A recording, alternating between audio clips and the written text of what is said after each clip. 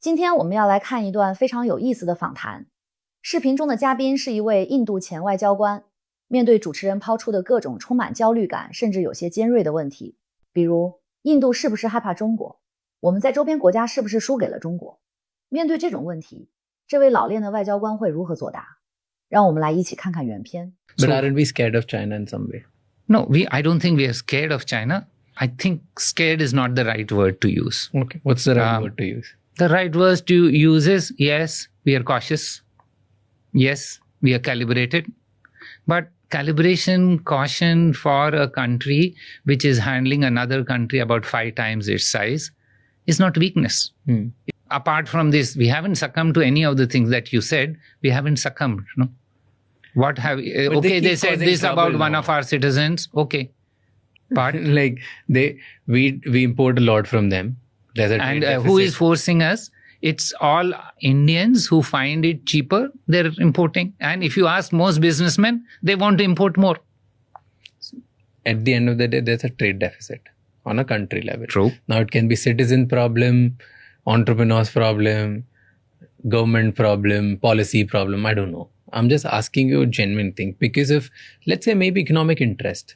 Are we scared because of economic interest? No, we see that China is in many ways frenemy. Enemy. But in some areas, we gain from them. What friendship? What I don't mean friendship. I meant frenemy. Is, yes. there Fair. can be, let's not tag it. They're somewhere in the between. Yes. That can be one. Yes. But tagging them frenemy is also bad because But we are. they're not clear enemies, but they're not clear friends. They're not friends at all. So why This is frenemy? fine. Because there are many things that we gain from our engagement with China. Let me give you an example.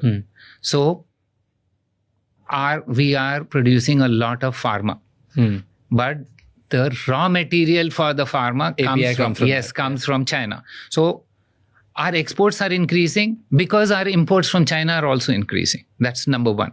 Again, if you want more solar panels, the cheapest photovoltaic cells coming from China. Now you can say that I don't want to buy for China, I will have costlier ones. That's cutting your nose for no reason.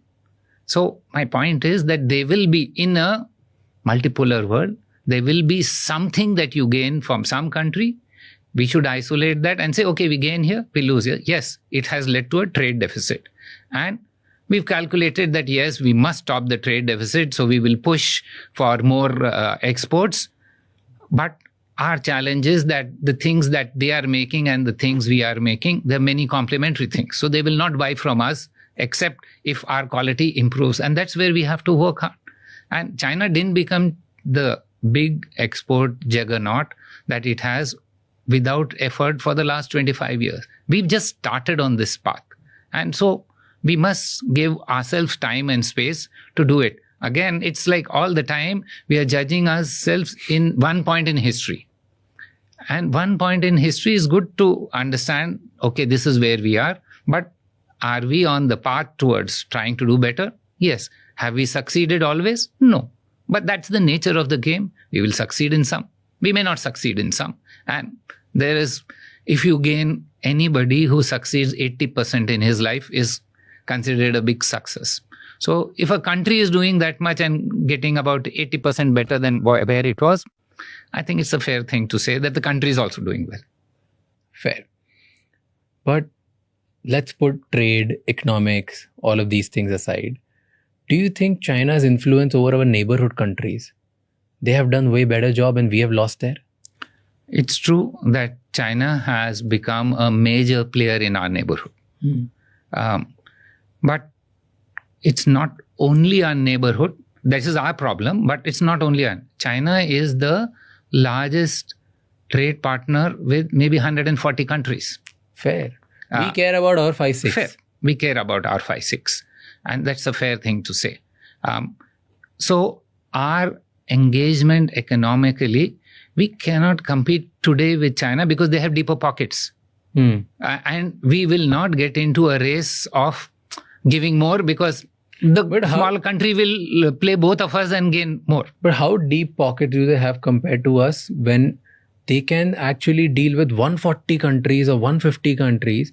We can't even deal with 5. No, I think it's not fair to say that. Because you are saying those 5 were the ones who mattered for us. Yeah. And that's a fair thing. So we should actually invest most of our energies in the 5 because that's a fair whoever wins neighborhood probably has a fair shot of winning the world. Agree. Because, or I can put it reverse, that without winning the neighborhood, you cannot win the world. Okay. That's a fair thing to put. So the issue is that it need not always play like this. So look at Cuba and USA. It's now 70 plus years. They have a animosity. Doesn't stop USA from becoming the supreme power in the world. But leave that aside. There's Mexico, there's Canada, there's... True, but Mexico's relationship with the USA has not always been good. They've had major challenges. Not even now, but even before that. But influence and trade relationship have been over the last 20 years. Before that, they also had a problem. So I take your point that China has disproportionately invested in our neighborhood compared to us.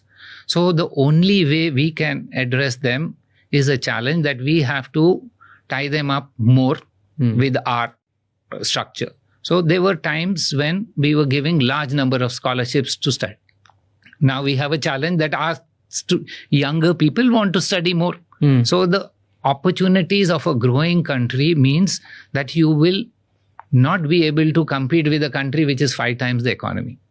It's about 5 times, I think. So our thing is that where we have advantage, we will try and gain, and slowly we will. Plus, we have a cultural advantage which China doesn't have. But sometimes anomalous situations do rise, like in Bangladesh. The relationship was flourishing until there was an internal dislocation in that country. Now, it will take time for us to set it back. Sri Lanka, we are doing now much better than what it was because we've invested a lot now in Sri Lanka. Bhutan, we've always had a very good relationship. In fact, Bhutan, much of electricity in Delhi comes from hydroelectric power, which we have invested in Bhutan. We have challenge with Pakistan, so leave Pakistan out. I will not get into that. That's discounted as Cuba. Fair enough, but a larger one. So if you look at it, Nepal, the challenge is that many of their elites, we have seen what has been the same elites which had a challenge with India have been creating problems for themselves internally. So those countries understand, but they will always be in a neighboring country. There will always be a segment of population which wants to use or misuse or abuse this and say, oh, the big brother is worrying. And this is the challenge of all big countries, whether it's India, China, or USA. You will see that in the neighborhood, there will be some elements of this. So US also made a statement about China and India in the same line. They said, we won't make same mistake with India that we made with China. What do they mean by it? So, from a diplomatic point of view, tell me in easy language. So, it's not unusual for countries to realize that rising powers could be a challenge for them. So, they saw that basically they're acknowledging that we made a mistake with China, that we allowed them to be a developing country, and therefore we gave them the benefits of trade, which they have now used and grown in such an exponential manner that they are a challenge for us. That's their experience with China. So their fear is that other countries also may do this. But I think that is a US style of communication, which thinks that they gave anybody anything. Nobody gives anything to anybody unless it's in their mutual interest. So they thought China is a big market. Let us do this. Let's give them. Let's get into the market. So they did what they did. Similar with India. India will rise irrespective of whether US says or China says or China likes or India likes. The curve is not going to change. It will be a little bit up and down. That's understandable. You can push it a little below. You can push it up or something. But the natural growth of a country is its own. So let's look at our own growth. These are rhetoric, and they can do what they want or say what they want. And best, this time China had a good policy for many years. Their thinking was, bide your time, hide your talent. We are exactly in that space. Bide our time, wait for the opportune moment, and do our things what we want. Keep our head down and let's focus on strengthening ourselves. The rest will take care of itself. Foreign policy, the best foreign policy is 8% growth. But you can't, like, we can't get into economics because it's another, it'll open a different thread. 8% growth, there are insane number of factors, etc., etc., etc. Like, we should not enter that arena. It'll take me 5 more hours to fair. That, right? It's a topic of interest. But coming back to, how do you interpret this warning? No. Do you even interpret this as warning? So first of all, that it has a thread of truth is not disputable. That no country which is on top wants others to rise. Yeah. But they are engaged with us because they see us as a possible partner in many things where they want to balance out other equation. So he may have said it crudely, may have said it imprudently, but we understand that very well, that our rise is not going to be something which everybody will support in every instance. We have seen that in their actions also. So it's not something he's given us some new thing. This is a thinking that all people who are engaged with countries understand. To the extent that they can work with us, they'll work. To the extent they cannot, they will not. And I would think that the American thinking still is that India's rise is in the interest of the US because they see it as a balancing factor in this part of the world. 这位老练的外交官展现出了极其成熟的战略定力，他没有顺着主持人的民族主义情绪去煽风点火，而是非常客观地承认了中印之间存在巨大的体量差异，承认了中国在过去25年里通过极其艰辛的努力才成为了今天的世界工厂。